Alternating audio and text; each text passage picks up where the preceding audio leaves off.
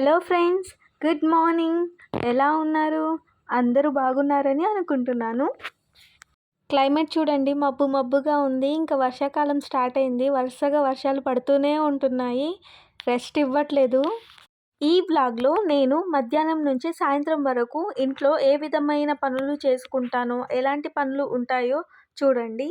ఇప్పుడు టైం 3:30 అయింది. మా పిల్లలు స్కూల్ నుంచి వస్తారు. వాళ్ళ కోసం అయితే నేను ఎదురు చూస్తూ ఉన్నాను. నేను చెప్పేలోపే వచ్చేసారు. ఇంకా గోల స్టార్ట్ అయినట్లే ఇంట్లో.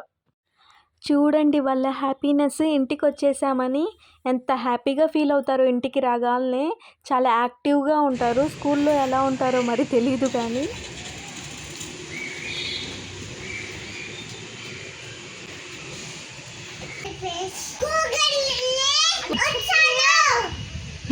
బాయ్.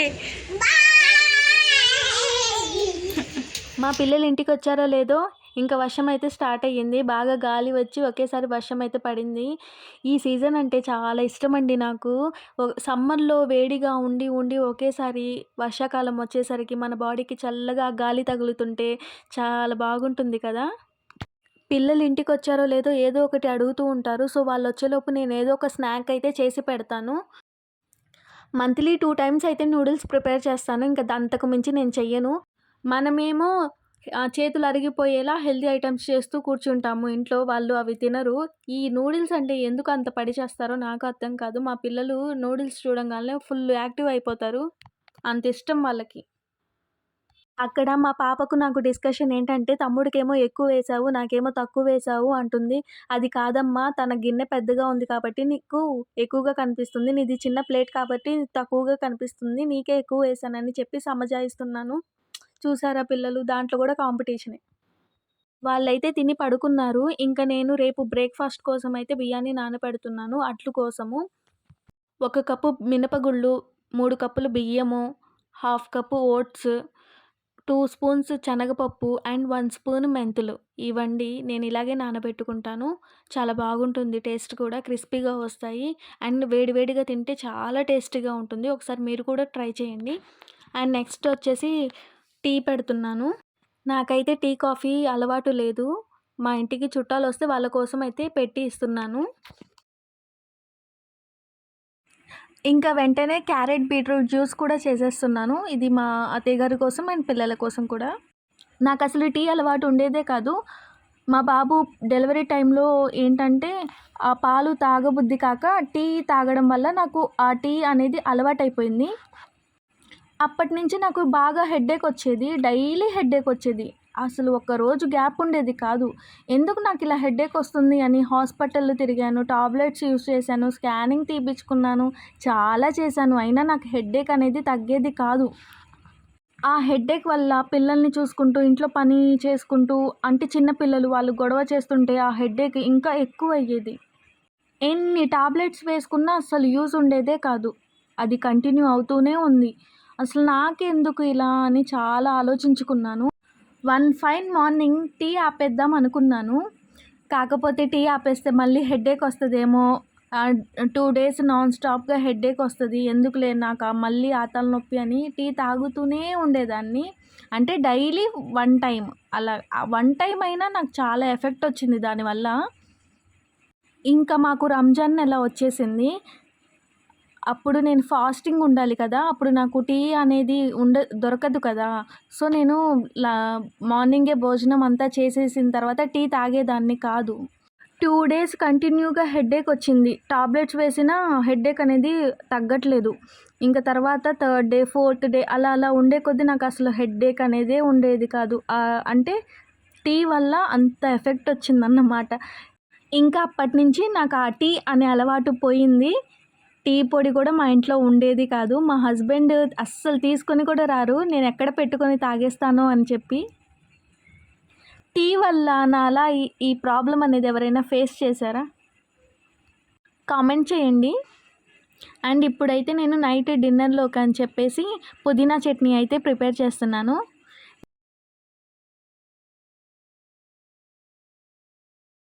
మధ్యాహ్నం టైంలో నేను అసలు పడుకోను. ఏదో ఒక పెండింగ్ వర్క్ అనేది చేసుకుంటూ ఉంటాను. మనం పడుకునే టైంకి పిల్లలు వస్తారు. సో వాళ్ళని మేనేజ్ చేసుకుంటూ ఏదో ఒక వర్క్ అనేది చేసుకుంటూ ఉంటాను. మెయిన్ మధ్యాహ్నం నేను ఎడిటింగ్ చేసుకుంటాను. పిల్లలు వచ్చేలోపు ఎడిటింగ్ అనేది కంప్లీట్ చేసేసుకుంటాను. ఎందుకంటే వాయిస్ ఓవర్ ఇవ్వాలంటే పిల్లలుంటే డిస్టర్బ్ చేస్తారు కదా! అందుకని వాళ్ళు వచ్చేలోపు నేను ఎడిటింగ్ ఏమైనా పెండింగ్ ఉంటే చేసుకుంటాను. ఇప్పుడు నైట్ డిన్నర్‌లోకి అని చెప్పి పుదీనా పచ్చడి చేశాను. చాలా టేస్టీగా ఉంటుందండి. మీరు కూడా ట్రై చేయండి. ఇప్పటి పిల్లల వల్ల అనుకుంటా ఇంట్లో పని అస్సలు అవ్వదండి. మనం ఎంత చేస్తూ ఉన్నా అది వస్తూనే ఉంటుంది. వాళ్ళు వేస్తూనే ఉంటారు. అంటే వాళ్ళకి బయటికెళ్ళి ఆడుకునే ఫ్రీడమ్ లేదు. ఇంట్లోనే ఉండాలి. మనమే చూసుకోవాలి కాబట్టి మనకి వర్క్ ప్రెషర్ అనేది ఎక్కువగా ఉంటుంది. ఆ కాలంలో అంటే ఇరుగు పొరుగు అనేది ఉండేది. పిల్లలు కూడా పక్కింటికెళ్ళడం, అటు ఇటు వెళ్ళడం, ఫ్రీగా తిరగడం, ఆడుకోవడం, ఎటు వెళ్ళినా మనకి టెన్షన్ అనేది ఉండేది కాదు. కానీ ఈ జనరేషన్‌లో సమాజమే బాగోలేదు. వాళ్ళను నమ్మి మనం బయటికెలా పంపిస్తాం? మన పిల్లల్ని మనమే జాగ్రత్తగా చూసుకోవాలి కదా! పిల్లలు ఇంట్లోనే ఉండడం వల్ల ఇల్లు పీకి పందిరేస్తున్నారు. అంటే ఇంట్లో పైన ఉండాల్సిన సామాన్లన్నీ కింద ఉంటున్నాయి. పని అనేది డబలే కదా! ప్రతి నిమిషం వాళ్ళని గమనించుకుంటూ ఉండాలి. ఒక్కరోజు సిక్ అవ్వడానికి కూడా ఛాన్స్ లేదు. ఏ పని తప్పించుకున్నా పిల్లల పని మాత్రం తప్పించుకోలేమేమో. ఇప్పుడైతే బట్టలు మడత పెట్టుకుంటున్నాను. ఈ వర్షాకాలం నచ్చని వాళ్ళెవరుంటారు? అందరికీ ఇష్టమే కదా! కాకపోతే ఒక్క విషయంలో బాగా కోపం వస్తుంది. అస్సలు బట్టలు ఆరవండి. 2 డేస్ ఉన్నా, 3 డేస్ ఉన్నా అస్సలు బట్టలు ఆరవు. ఫ్యాన్ కింద వేయడానికి ఉండదు. ఎక్కడ వేసినా స్మెల్. ఇంకిదే ప్రాబ్లమ్ అనుకుంటా. ఈ వర్షాకాలం వెళ్ళేంత వరకు ఆ బట్టలతోనే మనకి తంట. ఈ టైంలోనే నేనెందుకు వర్క్ చేసుకుంటానంటే, పిల్లలు రాగాల్నే కొంచెం ఏదో ఒకటి తిని పడుకుంటారండి. వాళ్ళు పడుకున్నప్పుడు మనం ఖాళీగా కూర్చునే కంటే ఏదో వర్క్ చేసుకున్నామనుకోండి కంప్లీట్ అవుతుంది. వాళ్ళు లెగిసేసరికి మనం ఫ్రీగా ఉంటాము. అండ్ వాళ్ళతో టైం అనేది స్పెండ్ చేయగలము. ఇంట్లో వర్క్ కూడా అయిపోతుంది కదా! అందుకని. అంట్లు ఉంటాయి. ఇంకా అవి క్లీన్ చేసుకొని డిన్నర్ చేసి పడుకోవడమే. సో, పిల్లలు స్కూల్‌కి వెళ్తారు కదా! ఏం వర్క్ ఉంటది? ఫ్రీగానే ఉంటారు కదా అనుకుంటాము. అంత సీన్ ఏమి ఉండదండి. ఎవరి ఇంట్లో వాళ్ళకి ఉండాల్సిన వర్క్ ఉంటూనే ఉంటుంది. హౌస్ వైఫ్‌కే ఎక్కువగా వర్క్ ఉంటుంది. ప్రతి ఒక్కటి మనం చేస్తేనే కానీ క్లీన్ అవ్వదు. అందరినీ మేనేజ్ చేసుకోవాలి. ఫ్యామిలీని చూసుకోవాలి. చాలా ఉంటాయి. పనంతా పక్కన పెట్టుకొని కూర్చుంటే ఫ్రీగానే ఉంటామండి. చూడకుండా ఎవరిని జడ్జ్ చేయకూడదు. ఇవండి మధ్యాహ్నం నుంచి సాయంత్రం వరకు నేను చేసుకున్న పనులు. అండ్ పిల్లలు వచ్చే ముందు వరకు కూడా నేను ఎడిటింగ్ లాంటివి కంప్లీట్ చేసుకుంటాను. అండ్ పిల్లలు వచ్చిన తర్వాత వాళ్ళకి ఏదో ఒక స్నాక్ ఇచ్చి వాళ్ళను పడుకున్న తర్వాత మళ్ళీ ఇంట్లో మిగిలిన వర్క్స్ అనేవి కంప్లీట్ చేసుకుంటూ ఉంటాను. డైలీ ఇదే జరుగుతుంది.